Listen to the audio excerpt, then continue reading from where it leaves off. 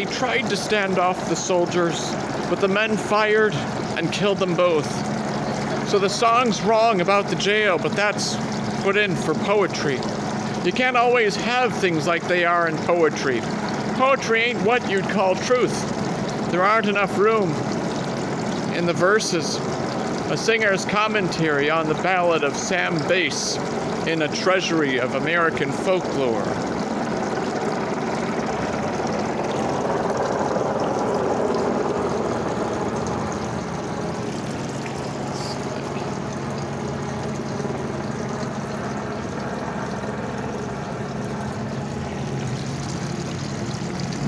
None of this can actually be happening. If it makes you more comfortable, you can simply think of it as metaphor.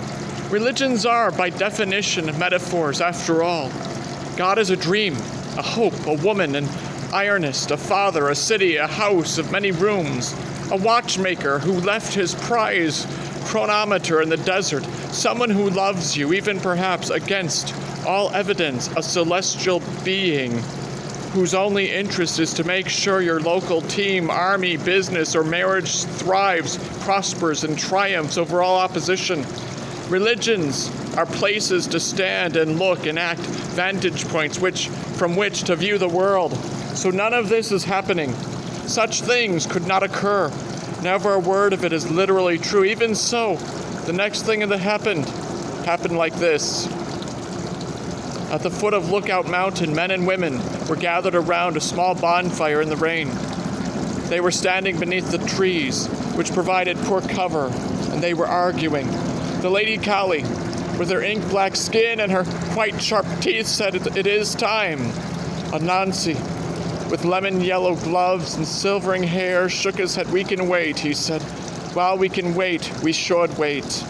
There was a murmur of disagreement from the crowd. "No, listen, he's right," said an old man with iron gray hair, Zernabog.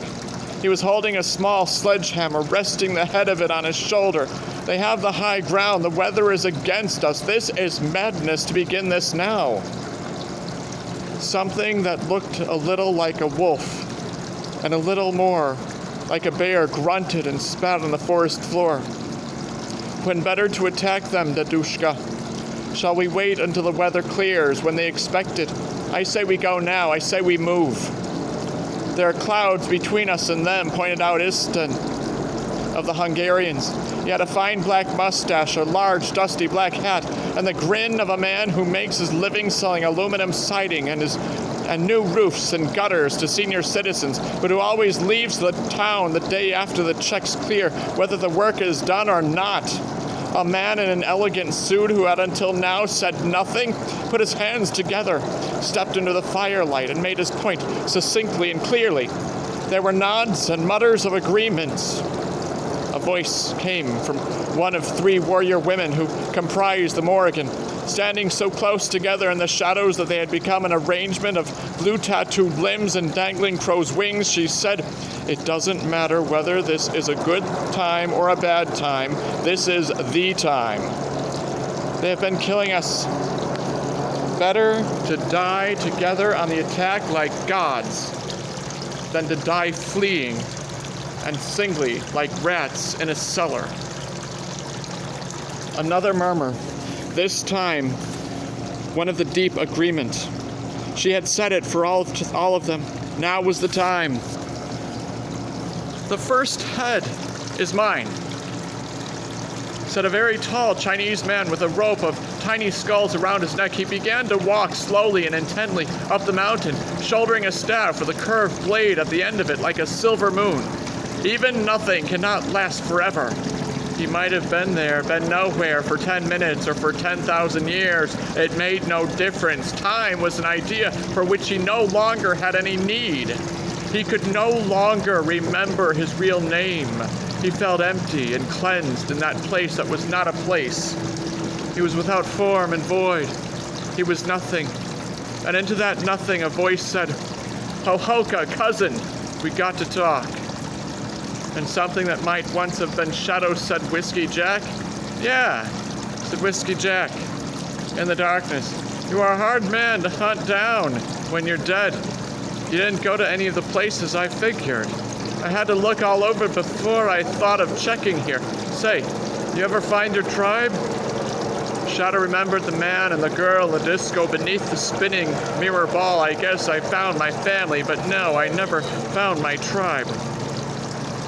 Sorry to have to disturb you. Let me be. I got what I wanted. I'm done. They're coming for you, said Whiskey Jack. They're going to revive you. But I'm done, said Shadow. It was all over and done. No such thing, said Whiskey Jack. Never any such thing. We'll go to my place. You want a beer? He guessed he would like a beer at that. Sure.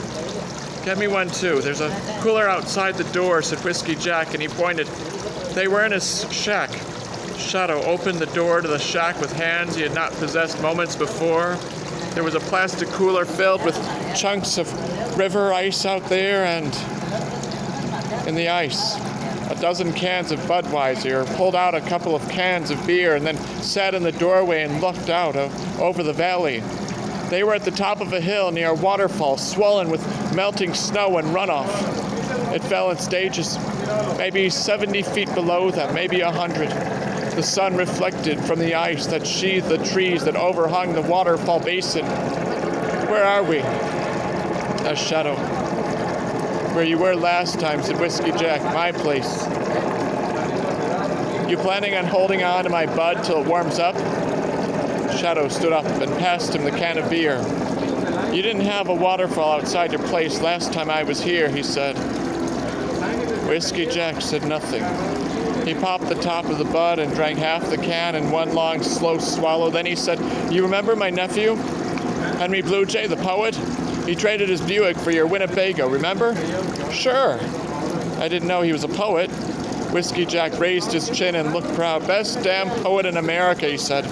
He drained the rest of his can of beer, belched, and got another can, while Shadow popped open his own can of beer, and the two men sat outside on a rock by the pale green ferns in the morning sun, and they watched the falling water, and they drank their beer. There was still snow on the ground, in the places where the shadows never lifted. The earth was muddy and wet. Henry was diabetic, continued Whiskey Jack. It happens too much. You people come to America. You take our sugar cane, potatoes, and corn, then I'll sell us potato chips and caramel popcorn, and we're the ones who get sick. He sipped his beer, reflecting he'd won a couple of prizes for his poetry. There were people in Minnesota who wanted to put his poems into a book. He was driving to Minnesota in a sports car to talk to them. He had traded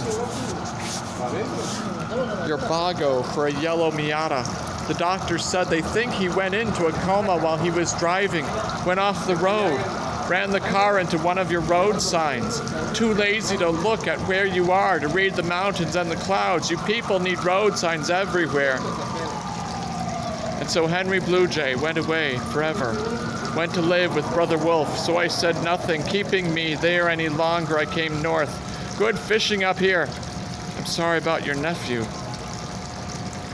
Me too. So now I'm living here in the north, long way from white man's diseases, white man's roads, white man's road signs, while white man's yellow Miatas, white man's caramel popcorn, white man's beer. Whiskey Jack looked at the can. When you people finally give up and go home, you can leave us the Budweiser breweries, he said. Where are we? Asked Shadow. Am I on the tree? Am I dead? Am I here? I thought everything was finished. What's real? Yes, said Whiskey Jack. Yes? What kind of answer is yes? It's a good answer. True answer, too. Shadow said, Are you good? Are you a god as well? Whiskey Jack shook his head. I'm a culture hero, he said. We do the same shit gods do. We just screw up more and nobody worships us. They tell stories about us, but they tell the ones they make us look bad along with the ones where we came out fairly okay. I see, said Shadow. And he did see, more or less. Look, said Whiskey Jack, this is not a good country for gods. My people figured that out early on. There are creator spirits who found the earth or made it or shit it out, but you think about it. Who's going to worship Coyote? He made love to porcupine women and got his dick shot through with more needles than a pincushion. He'd argue with rocks and the rocks would win. So yeah, my people figured that maybe there's something at the back of it all, a creator, a great spirit. So we say thank you to it, because it's always good to say thank you. But we never built churches. We didn't need to. The land was the church. The land was the religion. The land was older and wiser than the people who walked on it. It gave us salmon and corn and buffalo and passenger pigeons. It gave us wild rice and walleye. It gave us melon and squash and turkey. And we were the children of the land, just like the porcupine and the skunk and the blue jay.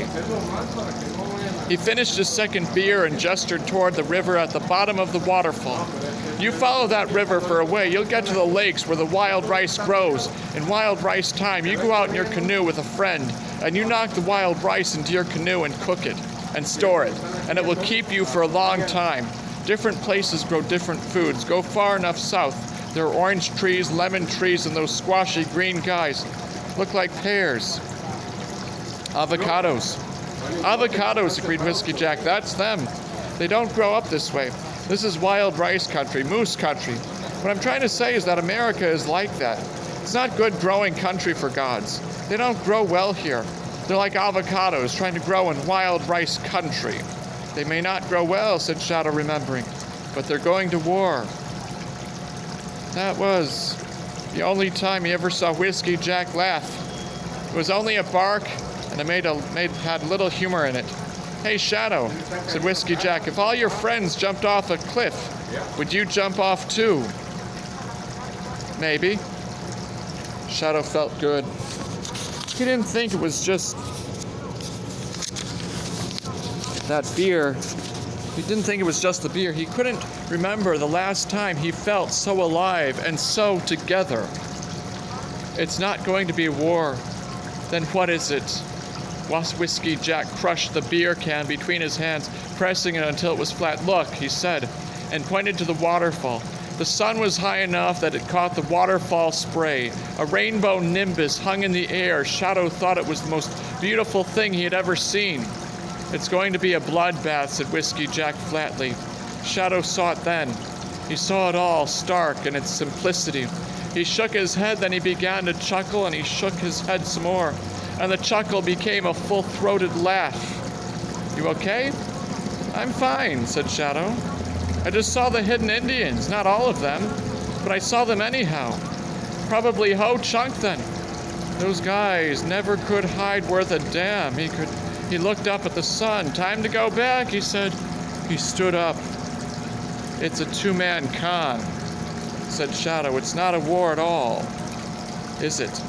Whiskey Jack patted Shadow's arm. You're not so dumb, he said. They walked back to Whiskey Jack's shack. He opened the door. Shadow hesitated. I wish I could stay here with you, he said. This seems like a good place. There are a lot of good places, said Whiskey Jack. That's kind of the point. Listen, gods die when they are forgotten. People too. But the land's still here. The good places and the bad.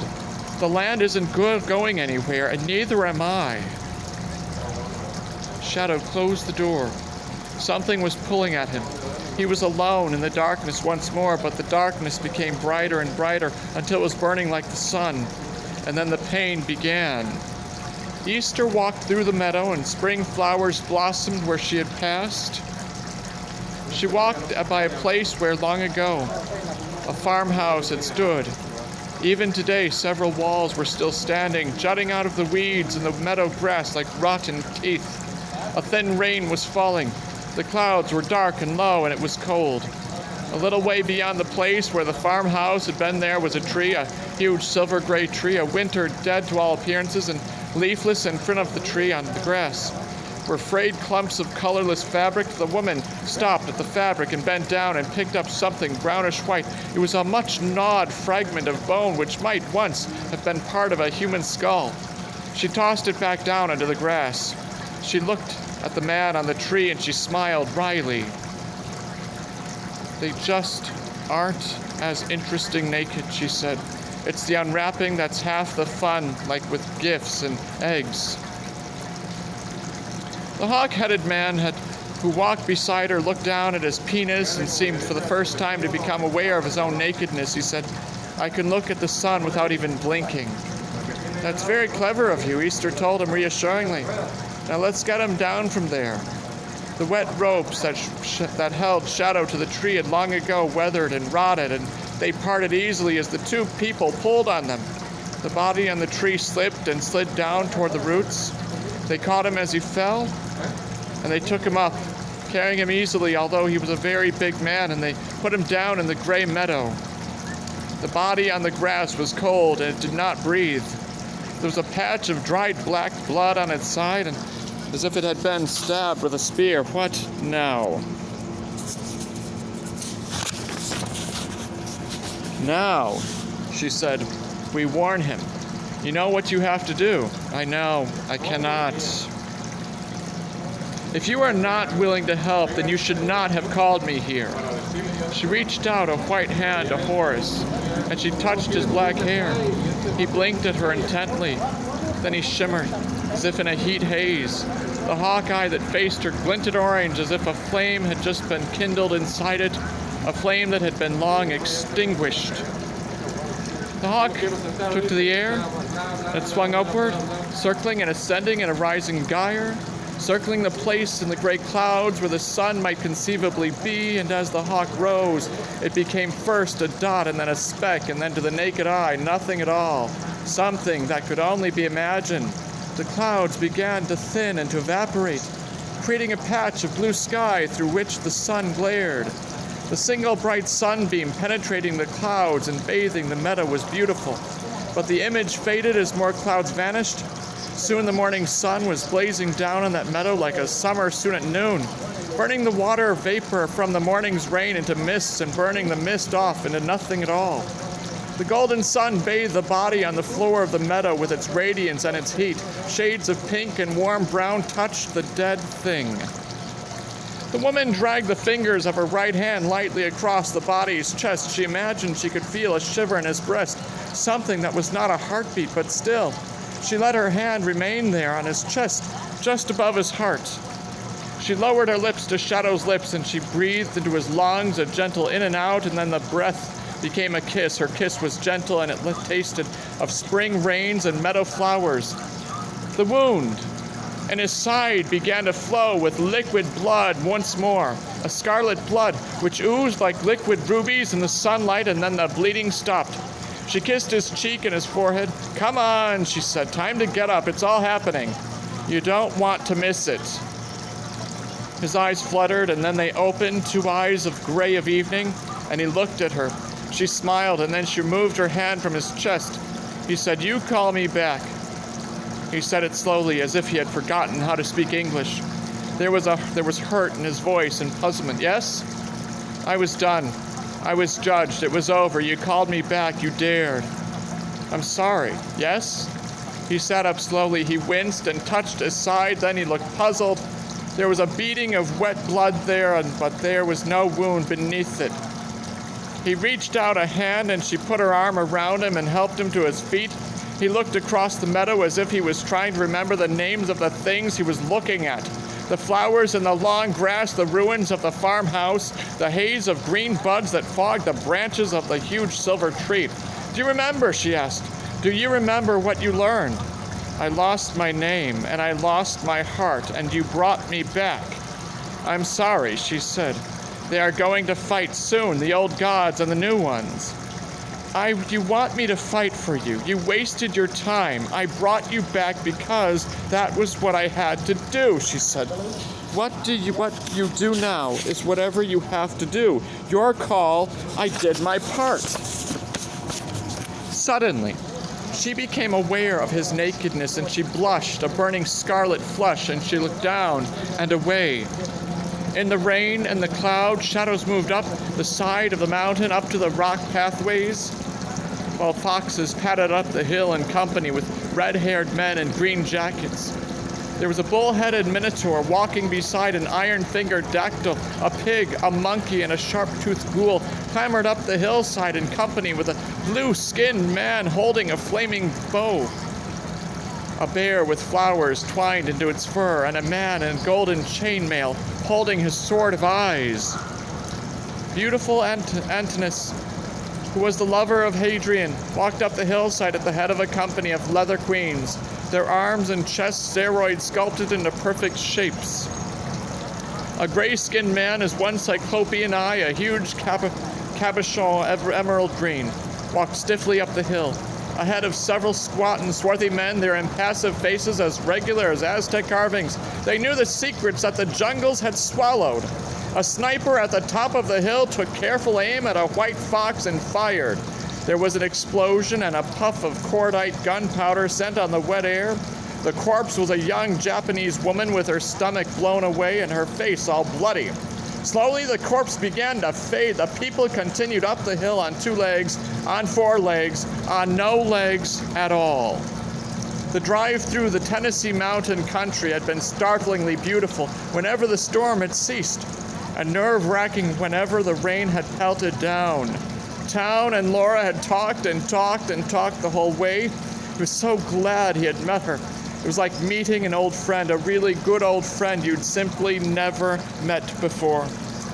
They talked history and movies and music, and she turned out to be the only person he had ever met who had seen a foreign film. Mr. Town was sure it was Spanish, while Laura was just as certain it was Polish, from the 60s, called The Manuscript Found in Saragossa, a film he had been starting to believe he had hallucinated. When Laura pointed out the first Sea Rock City barn to him, he chuckled and admitted that was where he was headed. She said that was so cool. She always wanted to visit those kinds of places, but she never made the time and always regretted it later. That was why she was on the road right now. She was having an adventure. She was a travel agent, she told him, separated from her husband. She admitted that she didn't think they could ever get back together and said it was her fault. I can't believe that. She sighed. It's true, Mac. I'm just not the woman he married anymore. Well, he told her, people change. Before he could think, he was telling her everything he could tell her about his life. He was even telling her about Woody and Stoner, how the 3 of them were the 3 Musketeers and the 2 of them were killed. You'd think you'd get hardened to that kind of thing in government work, but you never did. And she reached out one hand. It was cold enough that he turned up the car's heating and squeezed his hand tightly in hers. Lunchtime, they ate bad Japanese food while a thunderstorm lowered in Knoxville, and Town didn't care that the food was late, that the miso soup was cold, or that the sushi was warm. He loved the fact that she was out with him, having an adventure. Well, confided Laura, I hated the idea of getting stale. I was just rotting away where I was, so I set off without my car and without my credit cards. I'm just relying on the kindness of strangers. Aren't you scared, he asked. I mean, you could be stranded, you could be mugged, you could starve. She shook her head, then she said with a hesitant smile, I met you, didn't I? And he couldn't find anything to say. When the meal was over, they ran through the storm to his car holding Japanese language newspapers to cover their heads, and they laughed as they ran like school children in the rain. How far can I take you, he asked when they made it back into the car. I'll go as far as you're going, Mac, she told him shyly. He was glad he hadn't used the Big Mac line. This woman wasn't a barroom one-nighter. Mr. Town knew that in his soul. It might have taken him 50 years to find her, but this was finally it. This was the one, the wild, magical woman with the long, dark hair. This was love. Look, he said, as they approached Chattanooga. The wiper slooshed the rain across the windshield, blurring the gray of the city. How about I find a motel for you tonight? I'll pay for it. And once I make my delivery, we can take a hot bath together for a start, warm you up. That sounds wonderful, said Laura. What are you delivering? That stick, he told her, and chuckled. The one on the back seat. Okay, she said, humoring him. Then don't tell me, Mr. Mysterious. He told her it would be best if she waited in the car in the Rock City parking lot while he made his delivery. He drove up the side of Lookout Mountain in the driving rain, never breaking 30 miles per hour with his headlights burning. They parked at the back of the parking lot. He turned off the engine. Hey, Mac, before you get out of the car, don't I get a hug? Asked Laura with a smile. You surely do, said Mr. Town, and he put his arms around her, and she snuggled close to him while the rain pattered a tattoo on the roof of the Ford Explorer. He could smell her hair. There was a faintly unpleasant scent beneath the smell of the perfume. Travel would do it every time. That bath, he decided, was a real must for both of them. He wondered if there was any place in Chattanooga where he could get those lavender bath bombs his first wife had loved so much. Laura raised her head against his, and her hand stroked the line of his neck absently. Mac, I keep thinking, you must really want to know what happened to those friends of yours, she asked. Woody and Stone, do you? Yeah, he said, moving his lips down to hers for their first kiss. Sure I do. So she showed him. Shadow walked the meadow, making his own slow circles around the trunk of the tree, gradually widening his circle. Sometimes he would stop and pick something up, a flower or a leaf or a pebble or a twig or a blade of grass. He would examine it minutely, as if concentrating entirely on the twigness of the twig, the leafiness of the leaf. Easter found herself reminded of the gaze of a baby at the point where it learns to focus. She did not dare to talk to him. At that moment, it would have been sacrilegious. She watched him, exhausted as she was, and she wondered. About 20 feet out from the base of the tree, half overgrown with long meadow grass and dead creepers, he found a canvas bag. Shadow picked it up, untied the knots at the top of the bag, loosened the drawstrings. The clothes he pulled out were his own. They were old, but still serviceable. He turned the shoes over in his hands. He stroked the fabric of the shirt. The wool of the sweater stared at them as if he were looking at them across 1,000,000 years. One by one, he put them on. He put his hands into his pockets. He looked puzzled as he pulled one hand out, holding what looked to Easter like a white and gray marble. He said, "No coins." It was the first thing he said in several hours. "No coins," echoed Easter. He shook his head. "They gave me something to do with my hands." He bent down to pull on his shoes. Once he was dressed, he looked more normal, grave, though. She wondered how far he had traveled and what it had cost him to return. He was not the first whose return she had initiated, and she knew that soon enough the 1,000,000-year stare would fade, and the memories and the dreams that he had brought back from the tree would be eluded by the world of things you could touch. That was the way it always went. She led their way to the rear of the meadow. Her mount waited in the trees. "It can't carry both of us," she told him. "I'll make my own way home." Shadow nodded. He seemed to be trying to remember something. Then he opened his mouth and he screeched a cry of welcome and of joy. The thunderbird opened its cruel beak and it screeched a welcome back at him. Superficially, at least, it resembled a condor. Its feathers were black with a purplish sheen, and its neck was banded with white. Its beak was black and cruel, a raptor's beak made for tearing. At rest on the ground with its wings folded away, it was the size of a black bear, and its head was on a level with Shadow's own. Horace said proudly, "I brought him. They live in the mountains." Shadow nodded. "I had a dream of thunderbirds once," he said. "Damnedest dream I ever had." The thunderbird opened its beak and made a surprisingly gentle noise. "Craroo! You heard my dream too?" asked Shadow. He reached out a hand and rubbed it gently against the bird's head. The thunderbird pushed up against him like an affectionate pony. He scratched it from the nape of its neck up to the crown. Shadow turned to Easter. "You rode him here?" "Yes," she said. "You can ride him back if he lets you." "How do you ride him?" "It's easy," she said, "if you don't fall, like riding the lightning." "Well, I see you back there." She shook her head. "I'm done, honey," she told him. "You go do what you need to do. I'm tired. Good luck." Shadow nodded. "Whiskey Jack, I saw him. After I passed on, he came and found me. We drank beer together." "Yes," she said. "I'm sure you did." "Will I ever see you again?" asked Shadow. She looked at him with eyes the green of ripening corn. She said nothing. Then abruptly she shook her head. "I doubt it," she said. Shadow clambered awkwardly onto the thunderbird's back. He felt like a mouse on the back of a hawk. There was an ozone taste in his mouth, metallic and blue. Something crackled. The thunderbird extended its wings and began to flap them hard. As the ground fell away beneath them, Shadow clung on, his heart pounding in his chest like a wild thing. It was exactly like riding the lightning. Laura took the stick from the back seat of the car.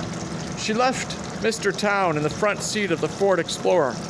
climbed out of the car and walked through the rain to Rock City. The ticket office was closed.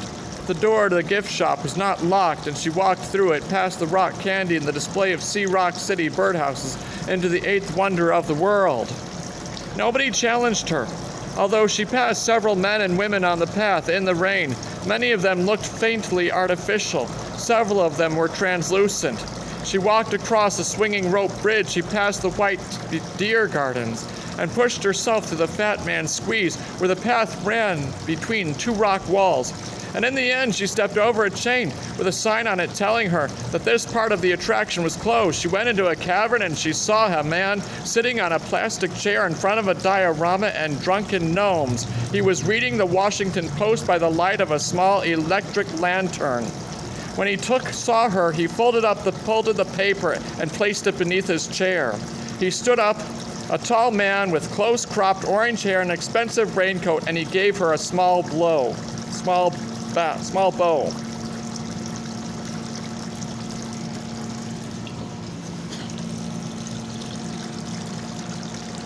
I shall assume that Mr. Town is dead, he said. Welcome, spear carrier. Thank you, I'm sorry about Mac, she said. Were you friends? Not at all. He should have kept himself alive if he wanted to keep his job, but you bought his stick. He looked her up and down with eyes that glimmered like the orange embers of a dying fire. I'm afraid you have the advantage of me. They call me Mr. World here at the top of the hill. I'm Shadow's wife. Of course, the lovely Laura, he said. I should have recognized you. He had several photographs of you up above his bed in the cell that once we shared, and if you don't mind my saying so, you are looking lovelier than you have any right to look. Shouldn't you be further along on the whole road to rot and ruin business by now? I was, she said simply, but those women in the farm, they gave me water from their well. An eyebrow raised. Erd's well? Surely not. She pointed to herself. Her skin was pale and her eye sockets were dark, but she was manifestly whole. If she was indeed a walking corpse, she was freshly dead. It won't last, said Mr. World. The Norns gave you a little taste of the past. It will dissolve into the present soon enough, and then those pretty blue